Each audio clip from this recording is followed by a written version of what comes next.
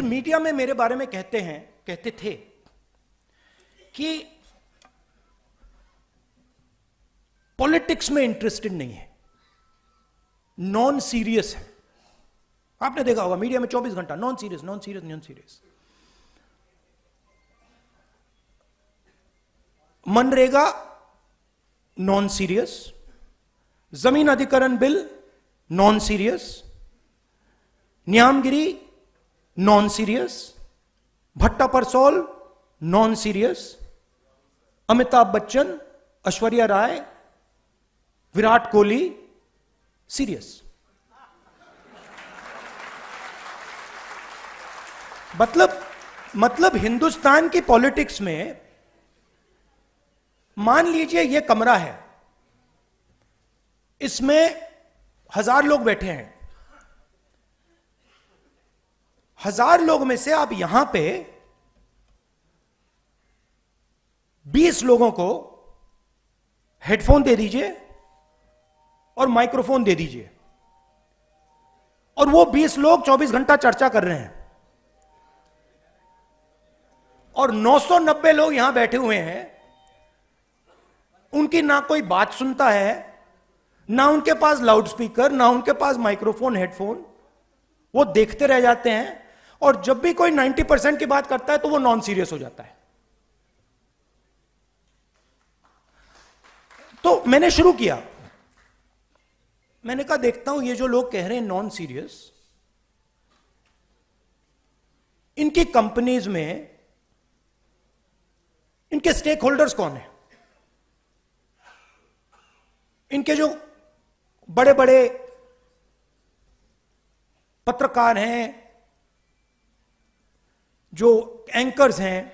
मैंने इनके नाम निकालने शुरू किए। 95% का इनमें एक है ही नहीं, एक ओबीसी नहीं है, एक ओबीसी एंकर नहीं है हिंदुस्तान में।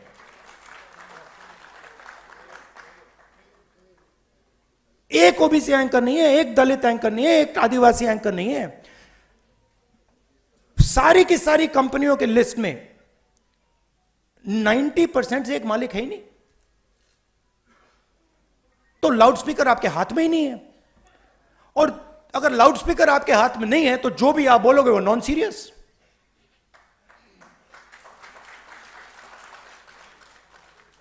मैंने अगर इनके हाथ में लाउडस्पीकर दे रखा है, मतलब फुल पावर वाला लाउडस्पीकर, तो बाकी सब बोले ना बोले वो तो नॉन सीरियस ही होगा। वो सीरियस तो वही है जिनके हाथ में लाउडस्पीकर है। तो मीडिया में आपका कोई नहीं। और मीडिया को किसका पैसा जाता है? जीएसटी का पैसा जाता है, सरकारें पैसा देती हैं। हर स्टेट की सरकार, दिल्ली की सरकार हजारों करोड़ रुपए देती है, हिंदुस्तान की सरकार हजारों करोड़ रुपए देती है। किसका पैसा है ये जीएसटी से आता है, ये 90% का पैसा है। अब मैं कह रहा हूं कि भैया अगर 90% का पैसा है तो एक दो लाउडस्पीकर तो पकड़ा दो।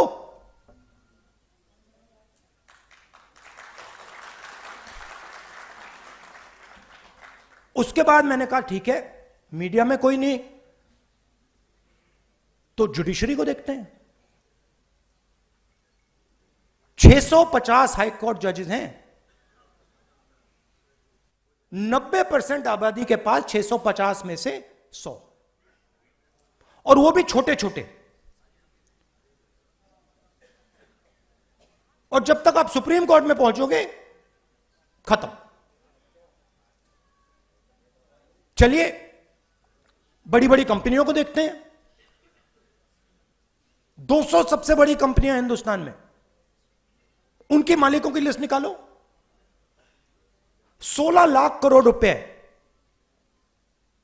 16 लाख करोड़ रुपए उन 200 में से 25 लोगों को नरेंद्र मोदी ने दिया है। 16 लाख करोड़ रुपया, मतलब अगर आप 25 बार किसान कर्जा माफ करो, हिंदुस्तान का किसान का कर्जा 25 बार माफ करो, उतना पैसा नरेंद्र मोदी ने 25 लोगों को दिया है। 200 में से एक ओबीसी नहीं, एक दलित नहीं, एक आदिवासी नहीं। उनकी सीनियर मैनेजमेंट में एक दलित नहीं, एक आदिवासी नहीं, एक ओबीसी नहीं। तो जहां भी देखो, मीडिया में देखो, प्राइवेट अस्पतालों को देखो, बड़ी बड़ी कंपनियों को देखो, जुडिशियल सिस्टम को देखो, जहां भी देखो कोई है ही नहीं वहां पे। 90% का कोई है ही नहीं। अब मुझे फ्रैंकली जात में इंटरेस्ट नहीं है, मुझे इंटरेस्ट न्याय में है।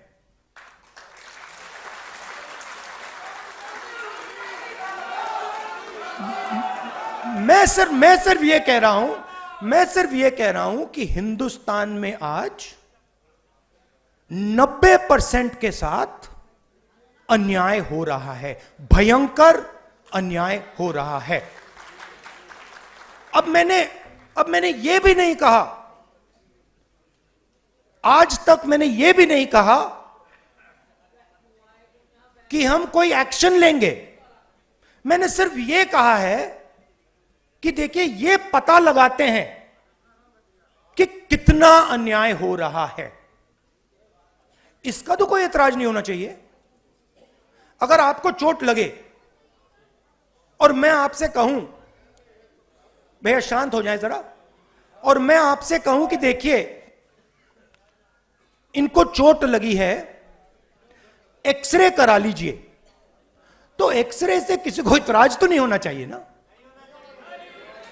मगर आप देखिए, नेशनल मीडिया को देखिए, नरेंद्र मोदी को देखिए, जैसे ही मैंने एक्सरे का शब्द प्रयोग किया, मैंने सिर्फ यह कहा कि टेस्ट करते हैं अन्याय कितना है, सारे के सारे खड़े हो गए। देश को तोड़ने की कोशिश हो रही है, देश को बांटने की कोशिश हो रही है। एक्सरे से क्या बटेगा, कैसे बटेगा? एक्सरे से सिर्फ 90% को यह पता लगेगा कि उनकी भागीदारी कितनी है। अब सारे के सारे देशभक्तों को यह अच्छा लगना चाहिए। देशभक्त क्या चाहता है? देशभक्त देश में न्याय चाहता है। देशभक्त अन्याय थोड़ी चाह सकता है। देशभक्त चाहता है कि हिंदुस्तान आगे बढ़े, देशभक्त चाहता है कि हिंदुस्तान एक दिन सुपर पावर बने, जो भी जैसे भी आप कहना चाहो। तो अगर आप सुपर पावर बनना चाहते हो, चाइना से मुकाबला करना चाहते हो, तो 90% शक्ति का प्रयोग तो करना पड़ेगा। अगर आप 90% की शक्ति का प्रयोग ही नहीं करोगे तो कैसे बनोगे? तो बड़ी इंटरेस्टिंग बात है कि सारे के सारे लोग अपने आप को देशभक्त कहते हैं, सारे के सारे जो अपने को देशभक्त कहते हैं, एक्सरे से डरते हैं। मोदी जी ने 10 साल देश को कहा कि मैं ओबीसी हूं। जैसे ही मैंने एक्सरे की बात की, जाति जनगणना की बात की, नरेंद्र मोदी कहते हैं जाति नहीं।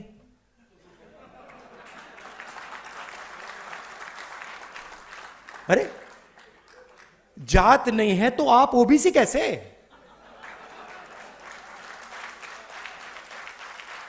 फिर आपको उस टाइम कहना था मेरी तो कोई जात ही नहीं है। और फिर कहते हैं हिंदुस्तान में सिर्फ 2 जात हैं, अमीर और गरीब। ठीक है, अगर आप यह बात मानते हो कि हिंदुस्तान में सिर्फ 2 जात है, अमीर और गरीब, तो मैं आपसे कहता हूं कि गरीबों की लिस्ट निकालिए, उसमें आपको ओबीसी, दलित, आदिवासी मिल जाएंगे। और अमीरों की लिस्ट निकालिए, उसमें आपको एक दलित, एक आदिवासी, एक पिछड़ा नहीं मिलेगा, नहीं मिलेगा। तो यह मेरे लिए अब राजनीतिक मुद्दा नहीं है, यह आप बात समझ लीजिए। यह अब मेरा लाइफ का मिशन है।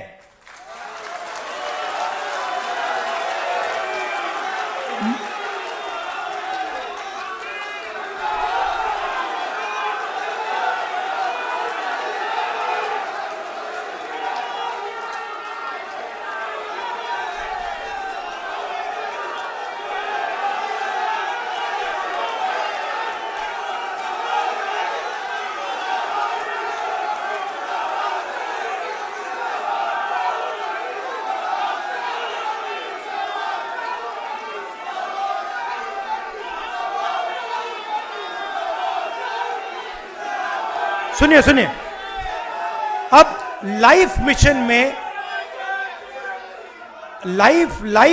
में और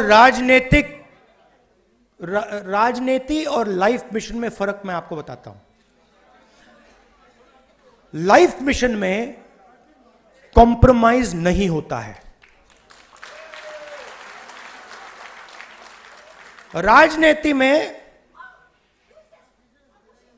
राजनीति में कॉम्प्रोमाइज किया जा सकता है, लाइफ मिशन में कॉम्प्रोमाइज नहीं होता। और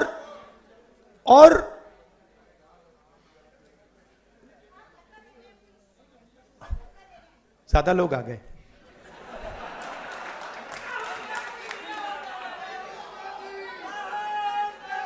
और तो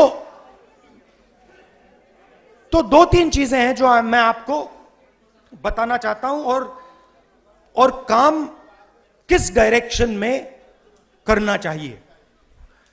सबसे पहले इसमें एक पॉलिटिकल डायरेक्शन है। पॉलिटिकल डायरेक्शन आपने मैनिफेस्टो में अच्छी तरह देख लिया है। आपने ही कहा कि मैनिफेस्टो क्रांतिकारी डॉक्यूमेंट है, उसमें एक्सरे है, और उसमें जो इनकम इनइक्वालिटी नरेंद्र मोदी जी ने की है, जो 22 लोगों को उन्होंने 16 लाख करोड़ रुपए ट्रांसफर किया, थोड़ा सा पैसा, ज्यादा नहीं, थोड़ा सा पैसा कांग्रेस पार्टी का मैनिफेस्टो वापस 90% को देने जा रही है। थोड़ा सा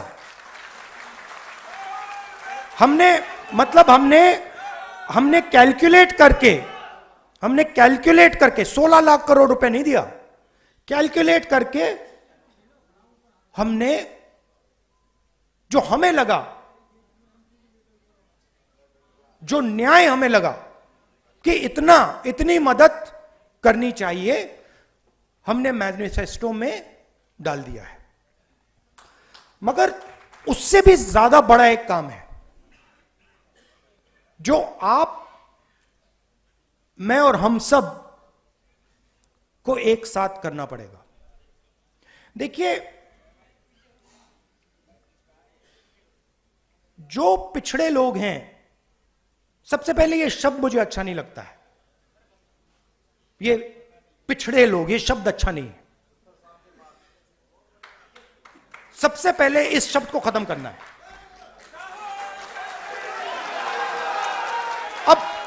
अब इसका मतलब क्या है?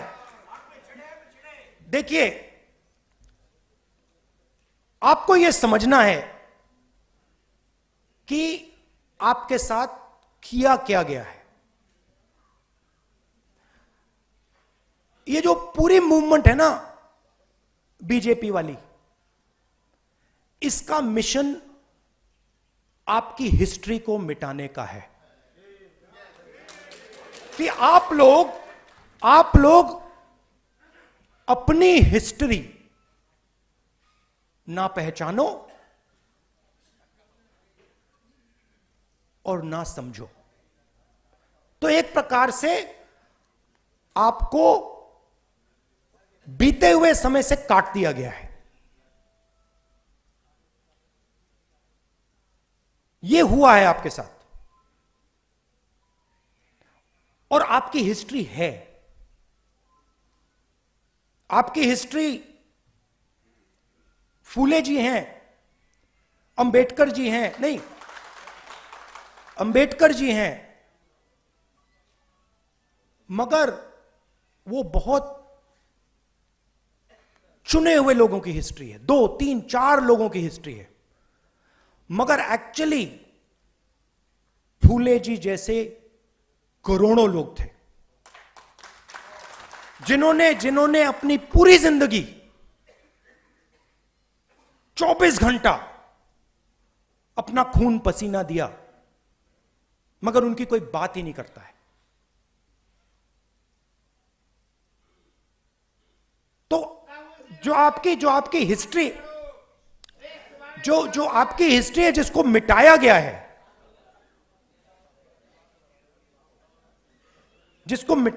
है, उसको रिवाइव करना है।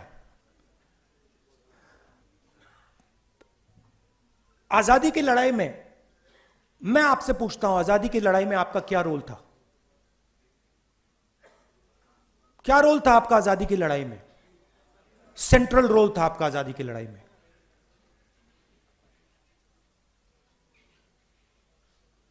आजादी की लड़ाई पिछड़ा वर्ग, दलित, आदिवासी, इन सब ने लड़ी, मगर कोई मेंशन ही नहीं। माइनॉरिटी भी। तो मेरा कहना है कि जब तक हम आपकी हिस्ट्री को रिवाइव नहीं करेंगे, जब तक आपकी एक बार फिर जड़ नहीं लगेगी, हिस्टोरिकल जड़ नहीं लगेगी, तब तक यह लड़ाई नहीं लड़ी जा सकती। मगर यह एक बात समझ लीजिए कि जो मैंने आपसे पहले कहा, यह मेरे लिए राजनीति नहीं है, यह मेरे लिए लाइफ मिशन है, इसको छोड़ने वाला नहीं हूं मैं। और मैं गारंटी करके कह रहा हूं, जो कांचा जी ने कहा, आप लिख लो, आप लिख लो, जाति जनगणना को कोई शक्ति नहीं रोक सकती है। और जितना इसको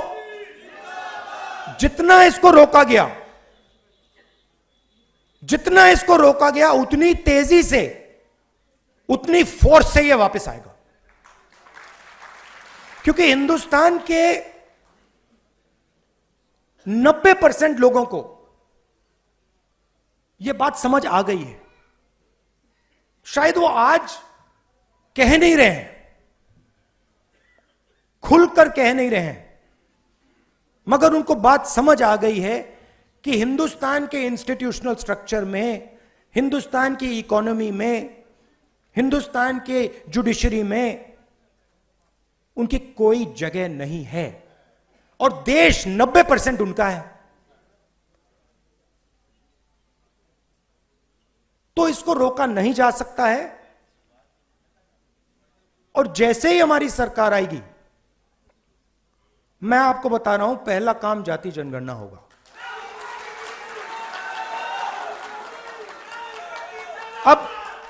अब आपको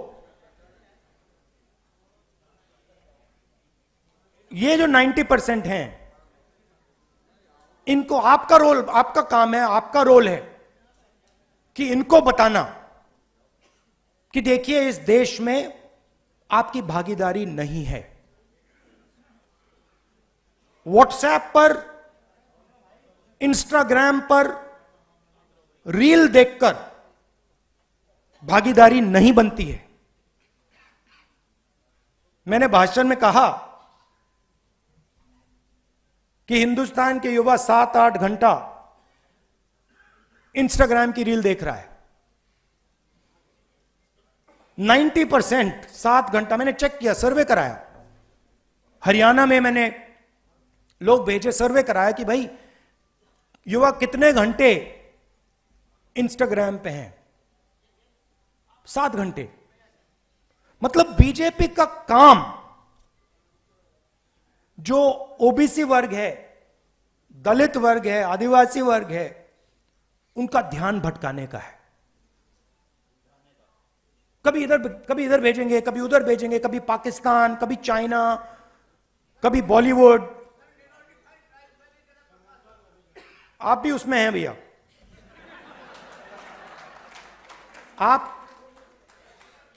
आप भी 90% में हैं।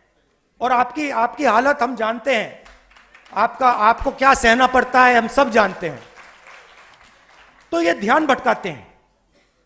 ये पूरा का पूरा जो इनको मूवमेंट है, इसका लक्ष्य ओबीसी का ध्यान भटकाना, यही है लक्ष्य। और प्रॉब्लम इनकी क्या है कि ध्यान को आप इतनी टाइम ही भटका सकते हो। और अब वो टाइम आ रहा है कि अब ओबीसी पूछ रहा है कि भैया ये हो क्या रहा है। मतलब राम मंदिर बन गया, और उसमें हमारा एक आदमी नहीं दिखा। पार्लियामेंट नया खुल गया, बड़ी पूजा हुई, नरेंद्र मोदी बैठे, मगर हमारा एक आदमी उसमें नहीं दिखा। दलित आदिवासी, यही तो कह रहे हैं, आदिवासी राष्ट्रपति है हिंदुस्तान में। मतलब ये कौन सी भागीदारी है? हेड ऑफ स्टेट राष्ट्रपति है, नया पार्लियामेंट बन रहा है, हेड ऑफ स्टेट का काम उस पार्लियामेंट को खोलने का है, हेड ऑफ स्टेट को परे कर दिया।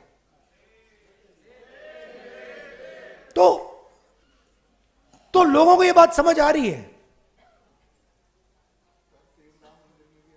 राम मंदिर में भी बिल्कुल यही हुआ। तो देश को यह समझ आ रहा है, 90% को समझ आ रहा है, और इसको हमें आगे ले जाना है। अब मैं ये भी नहीं कह रहा हूं कि हिंदुस्तान के मतलब जो बड़े बड़े बिजनेसेस हैं उनकी मदद नहीं होनी चाहिए, होनी चाहिए, कोई प्रॉब्लम नहीं है। मैं सिर्फ ये कह रहा हूं कि भैया अगर उनका 100 रुपए, उनके 100 रुपए की मदद हो रही है तो इनकी भी 100 रुपए की कर दो ना। अगर आप उनका कर्जा माफ कर रहे हो, उनका आपने 16 लाख करोड़ कर दिया और हिंदुस्तान के किसान का आपने 50 रुपए भी नहीं किया। ओबीसी स्टूडेंट्स हैं, आदिवासी स्टूडेंट्स हैं, दलित माइनॉरिटी स्टूडेंट्स हैं, उनका आपने कितना माफ किया? कुछ नहीं, फीस बढ़ा दी। और फीस बढ़ा दी नहीं, बात समझिए, आपने कहा फीस बढ़ा दी, फीस बढ़ाई प्राइवेट यूनिवर्सिटी कॉलेजेस में, सही? प्राइवेट यूनिवर्सिटी कॉलेजेस किसके? वही 5% के हैं। वो जमीन कहां से आई? जमीन कहां से आई? आपकी जमीन, किसानों की जमीन अक्वायर की।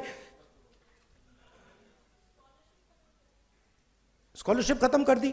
तो प्राइवेट अस्पताल देखिए, प्राइवेट कॉलेजेस, स्कूल्स, कॉलेजेस देखिए, बड़ी बड़ी यूनिवर्सिटीज देखिए। आप जीएसटी का पैसा देते हो, जमीन आपसे एक्वायर की जाती है और फिर आपकी फीस बढ़ती है। और हर संस्था में यह है। मैं आपको छोटा सा उदाहरण देता हूं, फसल बीमा योजना। मैंने ये पूरी एनालिसिस की है। फसल बीमा योजना 45,000 करोड़ रुपए हिंदुस्तान की सरकार, स्टेट की सरकार फसल बीमा योजना को देती है। फसल बीमा योजना का पैसा 16 कंपनीज को जाता है। 16 कंपनीज के मालिकों में एक ओबीसी, एक दलित, एक आदिवासी नहीं है। उनकी सीनियर मैनेजमेंट में जिनको करोड़ों रुपए की सैलरी मिलती है, उसमें एक आदिवासी, एक दलित, एक ओबीसी नहीं। फिर तूफान आता है, किसान का खेत खत्म हो जाता है। पैसा कहां से आया? जीएसटी से आया, किसान का पैसा गया। और फिर कंपनी कहती है भैया देखो, आपके खेत में तो नुकसान हुआ ही नहीं और किसान को पैसा नहीं दिया। तो कहा जाता है कि 45,000 करोड़ रुपए किसानों को जा रहे हैं, मगर होता क्या है? 45,000 करोड़ रुपए 16 कंपनी को जाते हैं। फर्टिलाइजर सब्सिडी भी यही है। जाति जनगणना से क्लैरिटी हो जाएगी। और जाति जनगणना को मैं आपको थोड़ा समझाना चाहता हूं। आप यह मत सोचिए कि जाति जनगणना सिर्फ कास्ट सर्वे है। वो जाति का सर्वे है, मगर उसमें हम इकोनॉमिक और इंस्टीट्यूशनल सर्वे भी जोड़ेंगे। मतलब क्या होगा? देश को पता लग जाएगा कि इस जात में इतने लोग हैं, दलित इतने, आदिवासी इतने, गरीब जनरल कास्ट इतने, इनकी आमदनी इतनी है और हिंदुस्तान की संस्थाओं में इनकी इतनी भागीदारी है। तो पता लग जाएगा कि मीडिया में इतनी कंपनियां हिंदुस्तान की मीडिया को कंट्रोल करती हैं, इतना पैसा हिंदुस्तान की सरकार इनको दे रही है, और इस संस्था में इतने ओबीसी, इतने दलित, इतने आदिवासी, वो सब संस्थाओं का होगा। जो ये एक प्रकार से नेशनल एक्सरे मानिए इसको। और मुझे लगता है कि 70 साल बाद ये एक जरूरी कदम है कि हम असेस करें कि 70 साल की आजादी के बाद आज सिचुएशन क्या है और इसके बाद हमें किस डायरेक्शन में जाना चाहिए। लॉजिकल है और इसका कोई इतराज नहीं कर सकता है। यह मैं आपसे कहना चाहता था। आप यह मत सोचिए कि यह काम 1 दिन का, 2 दिन का, 5 दिन का है। यह लाइफ टाइम का काम है और इसको हम मिलकर करने जा रहे हैं। आप सबका